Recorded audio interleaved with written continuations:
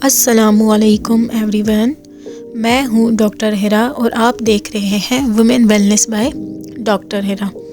आज हम बात करने वाले हैं एक ऐसे इशू पर जो आजकल बहुत कॉमन है, वेट गेन यानी वज़न का बढ़ना। कभी हम ज़्यादा खाते नहीं, फिर भी हमारा वेट जो है वो इंक्रीज़ होता चला जाता है। तो चलिए अब हम समझते हैं कि वेट गेन होता क्यों है, उसे नेचुरली हम कैसे कंट्रोल कर सकते हैं, और साथ ही जानेंगे कुछ होम्योपैथिक मेडिसिन जो इस प्रोसेस में हेल्प करती हैं। अब हम बात करते हैं कि वेट गेन की मेन कॉजेज़ की।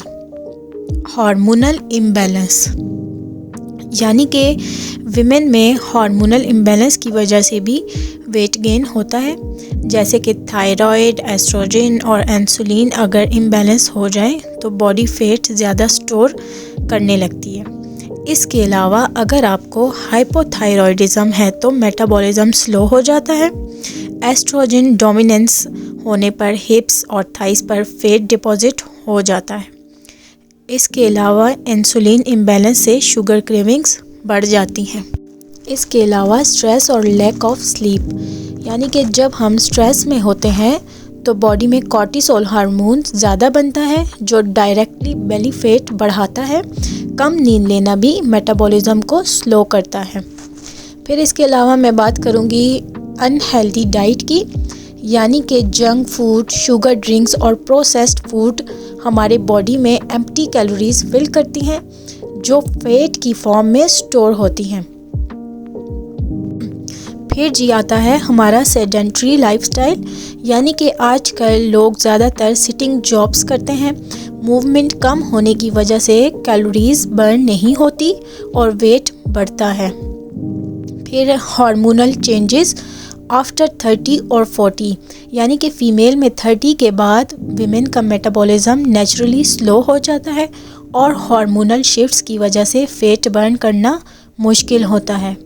इसके अलावा कुछ मेडिकल रीजंस भी हैं, जैसे कि PCOS, थायराइड इशू और इंसुलिन रेजिस्टेंस भी वेट गेन की मेजर रीजंस हैं।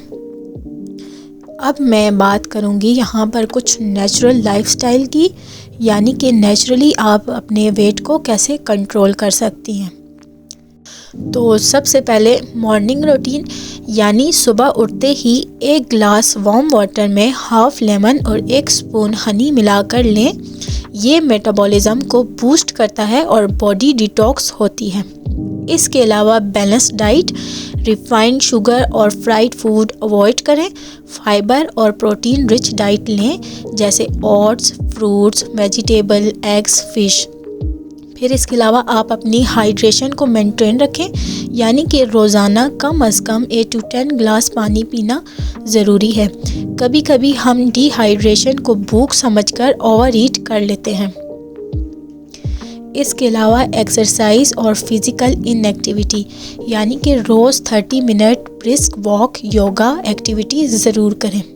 मूवमेंट ही वेट कंट्रोल का सबसे सिंपल फार्मूला है। फिर इसके अलावा आपने अपनी स्लीप और स्ट्रेस को मैनेज करना है, यानी कि आपने मिनिमम 7 to 8 आवर्स की प्रॉपर स्लीप लेनी है और इसके साथ आपने अपने स्ट्रेस को कंट्रोल करना है। अब हम बात करते हैं ट्रीटमेंट की। कुछ होम्योपैथिक मेडिसिन का जिक्र अब मैं यहाँ पर करूँगी जो वेट कंट्रोल में हेल्प करती हैं, लेकिन याद रखें ये मेडिसिन डॉक्टर के मशवरे से ही यूज़ करनी है, आपने सेल्फ मेडिकेशन नहीं लेनी, ठीक है। अब बात करती हूँ टॉप पे किलकेरिया कार्ब।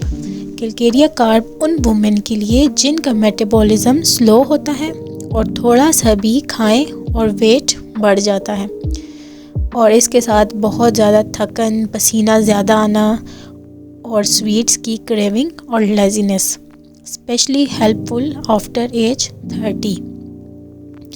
इसके अलावा नेट्रम्योर, जिनका वेट स्ट्रेस या इमोशनल ईटिंग से बढ़ता है।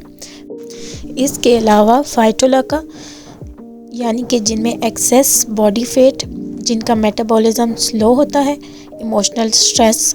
और फिर इसके अलावा लाइकोपोडियम उनके लिए जिनका लोअर बेली फैट होता है, gas, blotting, constipation, cravings for sweet. तो ये जी हमने बात की मेडिसिन की, बट रिमेंबर आपने सेल्फ मेडिकेशन नहीं लेनी। मेडिसिन यूज़ करने से पहले अपने डॉक्टर से कंसल्ट करना बहुत ज़रूरी है। इसके साथ अगर आप सबको ये वीडियो यूज़फुल लगी हो तो आपने इसको लाइक, शेयर और चैनल को सब्सक्राइब करना है। मैं मिलूँगी नेक्स्ट वीडियो में। Take care and stay healthy. तब तक के लिए अल्लाह हाफिज़।